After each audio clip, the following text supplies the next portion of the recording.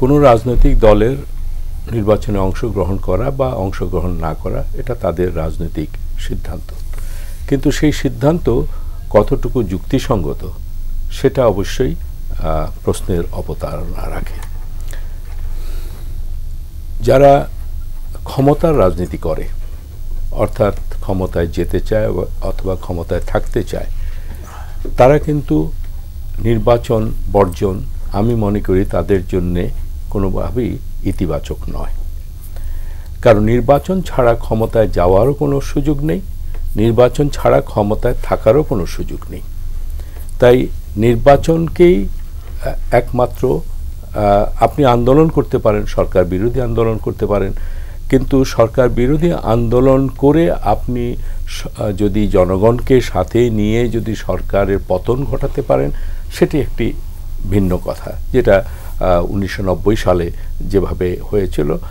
সরকার তৎকালীন সরকার অর্থাৎ এরশাদ সাহেবের সরকার 3 জোট তাদের বিরুদ্ধে আন্দোলন করে জনগণকে সাথে নিয়ে আন্দোলন করেছিল, সরকারের পতন হয়েছিল।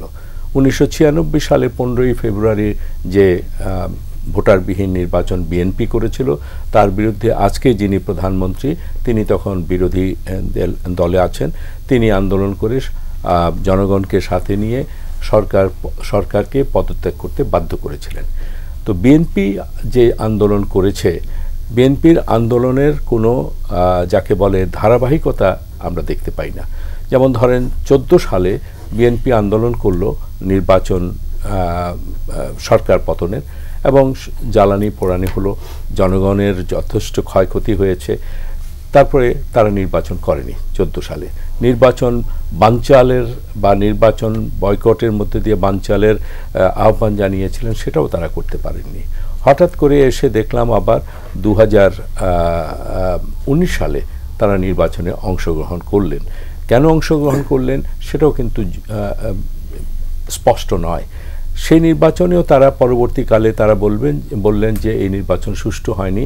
তারা বললেন যথেষ্ট প্রমাণাদি আছে, কিন্তু একটিও মামলা মানে ট্রাইব্যুনালে তারা আনতে পারলেন না। 19 যাওয়ার পরে এবারে 24-এ সরকার পতনের আন্দোলন তারা করলেন। সরকার পতনের আন্দোলন করার অধিকার তাদের আছে রাজনৈতিক দল হিসাবে, কিন্তু সেই আন্দোলনে আমরা দেখলাম যে তারা জনগণের সেভাবে সমর্থন নিতে পারেননি, এবং আন্দোলনে সরকারকে বাধ্য করা বা সরকারের পতনের যে একটা পরিবেশ সেটি তারা তৈরি করতে পারেননি। না করতে পেরে তারা নির্বাচন বয়কট করলেন।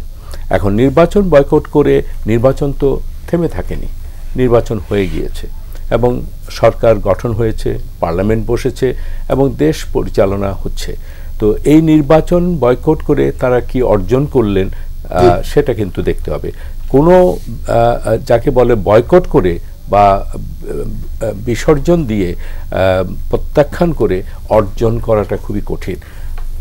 এখানে এসে তৃণমূলে যেটা স্থানীয় সরকার নির্বাচন, মান্না সাহেব বলেছেন স্থানীয় সরকার নির্বাচনেও কিন্তু তারা নির্বাচনের বয়কট করার যে সিদ্ধান্ত সেটিও কতটুকু যুক্তিসঙ্গত বা তাদের জন্য রাজনৈতিক কতটুকু মানে এটা ইতিবাচক সেটা রাজনৈতিকভাবে তারা বিবেচনা করবেন। তবে যেটা আমরা দেখতে পাচ্ছি যে এলাকায় কিন্তু তাদের যে নেতারা আজকে দাঁড়িয়ে আছেন, অনেক হুমকি দেওয়া হচ্ছে তাদেরকে বহিষ্কার করা হবে, কিন্তু তারা কিন্তু উঠে আসছেন না, নির্বাচন তারা করছেন।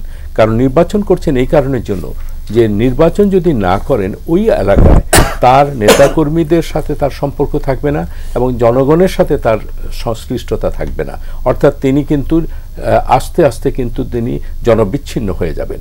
যে কারণের জন্য তারা নির্বাচন করতে চেয়েছিলেন। আমি মান্না সাহেবের সাথে একমত যে বিএনপি একটি বড় দল, তারা যদি অন্তত তারা একটা ভুল করেছে সেই সিদ্ধান্ত তারা মূল্যায়ন করবে, জাতীয় নির্বাচন না করে স্থানীয় সরকার নির্বাচনে যদি তারা নির্বাচনে অংশগ্রহণ করতেন তাহলে হয়তো তাদের তৃণমূলে তাদের যে সংগঠনটি আছে বা নেতাকর্মীরা আছে তারা কিন্তু সক্রিয় থাকতে পারতেন এবং এলাকায় কিন্তু তারা আজকে দাঁড়াতে পারতেন। এই নির্বাচন বয়কটের মধ্য দিয়ে আরেকটি বড় ধরনের ভুল সিদ্ধান্ত নিলেন, যেখান থেকে তারা জনগণ থেকে বিচ্ছিন্ন হয়ে যাবেন।